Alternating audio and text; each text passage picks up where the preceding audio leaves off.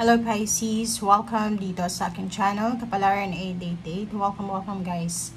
Alamin natin ngayon yung yearly, 2025 yearly full moon predictions. Kasi marami tayong full moon na posibleng dumating or talagang darating kasi every month naman yun. Full moon and new moon, parang ganun. So tingnan natin kung ano yung moon energy na posibleng mararamdaman mo or posibleng makatulong sa iyo sa year 2025. So, ito ay pasilip lang kasi every month naman nagre-read tayo ng full moon. So, Pisces, tingnan mo kung ano yung messages, energy na dala ng full moon na posibleng makatulong sa iyo sa taong ito na 2025. Okay, kumuha tayo dito ng one card. Okay, new moon in Taurus, know your worth. Okay. Sa Pisces, sinasabi sa'yo dito, since it's emotional energy to, so, know your worth, new beginnings, in Taurus. So, sinasabi na, simulan mo to this year 2025, na alamin yung kahalagahan mo bilang isang tao. Okay? So, huwag kang magsisettle this year sa kung ano man na emotion, environment, relationship, attachment, connection, career, love life, na alam mo na hindi mo deserve. Okay? So, know your worth. Sinasabing, alamin mo yung kahalagahan mo this year. And wag kang magdedesisyon na dahil lang sa na-pressure ka or dahil lang sa feeling mo wala kang choice, gagawin mo na siya. No. Dito sinasabi na kailangan mong alamin kung ano yung para sa'yo. Diba? Kung hindi mo deserve, wag mo tatanggapin. Yun nga, wag nating, pag hindi resonate sa atin, yung energy, yung relationship, yung connection, wag nating tanggapin. Okay, next is discernment. Okay. Dito sinasabi na all is not what it seems. Stay true to your knowing. Keep your dreams a secret. Wow, ang galing na ito. Kasi normally yung mga Pisces, mahilig silang mag-share ng kanilang mga plano sa buhay. So, dito sinasabi na starting January 1 of 2025, January 1, the night, 31 ng night, sinasabi na be true to yourself, okay? Be true to yourself, be authentic. But, yung mga dreams and goals mo sa buhay, hindi mo dapat i-share siya, okay? So, ano lang, kalmado ka lang dapat. Sikreto lang muna, okay? Yun yung sinasabi sa'yo ng energy na yan. So, iwasan mo yung oversharing kasi yun yung parang gustong ipahiwatig sa'yo. Kasi minsan, sa sobrang pag-share mo, na i-evil eye ka, hindi natutuloy. Like, halimbawa, plano mong mag-travel, plano mong magnegosyo, magbakasyon, magpatayo ng bahay, magpakasal. Parang ganun, pag sinabi mo na agad-agad, pwedeng unahan ka ng ibang tao, lalo sa negosyo. Or gagayahin ka. Okay? Okay, Pisces. First card natin is Page of Wands. Wow. So, nakikita ko sa'yo dito na ang gustong iparating sa'yo ng moon natin this 2025 is mag-focus ka sa kung ano yung outcome. Okay? Sa future. Mag-focus ka sa future. Let go of your past. Okay? Let go of your past. And let go of negativity. Let go of uncertainty. Parang ganun. And sinasabi sa'yo dito na eyes to the goal, eyes to your dreams. Wag kang nang tumingin pa sa wala na, okay? So, Seven of Swords, next is mag-iingat ka. Be careful. Mag-iingat ka sa Gemini, mag-iingat ka sa mga taong nakasakit na sa'yo. Kasi it's year of the snake, di ba? Year of the snake. Ang snake is, okay, transformation. Ang meaning ng snake is transformation. Pwedeng may nakaaway ka, pwedeng may nanira sa'yo, na nag-backstab sa'yo for several years, and by the end of 2024, nakipagbati sa'yo. So, it doesn't mean na okay na kayo. Okay, nag-forgive ka na, pero hindi ibig sabihin na kailangan mong makipag-associate sa kanya ulit. Diba? Hindi kailangan na makipag-close ka ulit sa kanya. Dito sinasabi, yung taong ito, 2025, mahirap magtiwala dito. Kasi, year of the snake, magta-transform lang yung iba in different colors. Magta-transform lang yung iba sa different strategy. Pero, snake pa rin sila. So, mag-iingat ka kasi pwedeng yung nanloko sa'yo pag binigyan mo ng second chance yan or last chance, lolokohin ka ulit.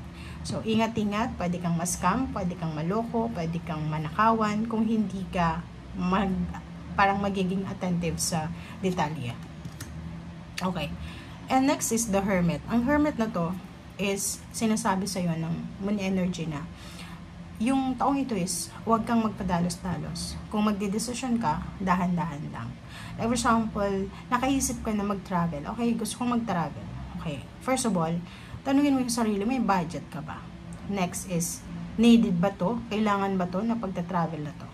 If it's for fun, make sure na equip ka financially, emotionally. Di ba yung parang hindi ka naman magta-travel nang wala ka namang bit-bit na expenses or pera. Di ba? So, Page of Swords.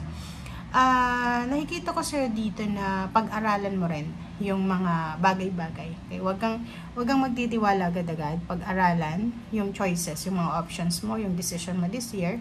Make sure na maging matalino ka. Okay? And the Devil, be careful, be careful, be careful. Mag-ingat ka dito sa Gemini. Mag-ingat ka sa Capricorn. Nakikita ko sa'yo dito na maraming temptation na nakapaligid sa'yo this year. Ang temptation na to, it's either yung hindi ka nag-aaral or hindi mo pinag-aaralan yung sitwasyon, yung action ka lang ng action. Dito sinasabi kung halimbawa nakaramdam ka na parang feeling mo nagmamadali ka, it's a temptation. So, dahan-dahan lang. Okay? Okay. Next card is Two of Swords. So, this Two of Swords ay nagsasabi sa'yo dito na pag-isipang mabuti sa taong ito, yung mga decision making. Yun nga. So, parang halimbawa, kung nasa crossroad ka, it's either dalawang option yan or tatlo, make sure na spend so many more time, mag-reflect, makapag-isip kung alin ba talaga dito yung gusto ko. Okay? Next is Nine of Wands. Nakikita ko sir dito na huwag masyadong workaholic kasi mabilis kang mapagod this year. Okay? Huwag magmamadali. Huwag maging workaholic, balance. May time sa sarili, may time para matulog, kumain, sa pamilya, mag-relax, ganyan-ganito. And next is Four of Pentacles. Sinasabi din sa'yo ng moon energy natin na kailangan mong mag-ipon this year. Okay? Huwag na huwag kang gagastos this year. Okay? Keep your money, keep your finances, manage your finances wisely. Okay? Four of Pentacles, sinasabi dito na wag mong masyadong or higpitan mo masyado. Masyado natin hihigpitan yung ating sinturon this year na 2025. And then, Nine of Pentacles, nakikita ko maraming darating na pera sa'yo. Okay? It's a year of transformation. Magta-transform yung sarili mo na parang may mga pagkakataon din sa inyo. Kung ikaw Pisces, tumataya ka sa mga lotto or sa mga patimpalak na yan, pwede din na manalo ka bago matapos yung 2024. And kung talagang swerteng-swerte ka. Kasi dito sinasabi sa Knight of Pentacles na 2025, sobrang daming darating na pera sa'yo. Bakit maraming darating? Kasi napakasipag mo eh. 'Di ba? So, workaholic yung Pisces na to. So, hindi imposible yung marami kang pera na mahahawakan this year. And last two cards natin is Chariot and then Ace of Wands. Wow! So, nakikita ko sa'yo dito. So, it's confirmation na sinasabi sa'yo Pisces na yung Ace of Wands is confidence. Sobra kang magiging confident this year. Bakit ka confident? Kasi, alam mo na kaya mong gawin, kaya mong i-manage lahat, kaya mong ma-achieve, ma-accomplish yung gusto mo. It's either gusto mong bumili ng sasakyan, mag-travel, lumipat ng bahay, kaya mo yan ang magawa this year.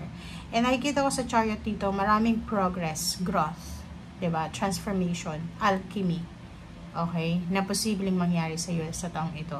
Na pwedeng magdala sa iyo ng sobrang confidence, sobrang interest, determination, motivation, parang ganun. So, nakikita ko sa iyo dito na isa sa posibleng relaxation mo ngayon sa taong ito is magtrabaho. Kita ko sa'yo yung pagiging workaholic mo.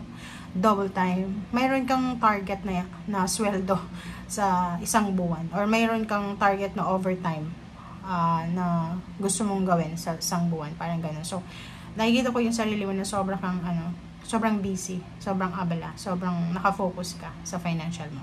Okay, thank you guys for watching and see you again. Bye!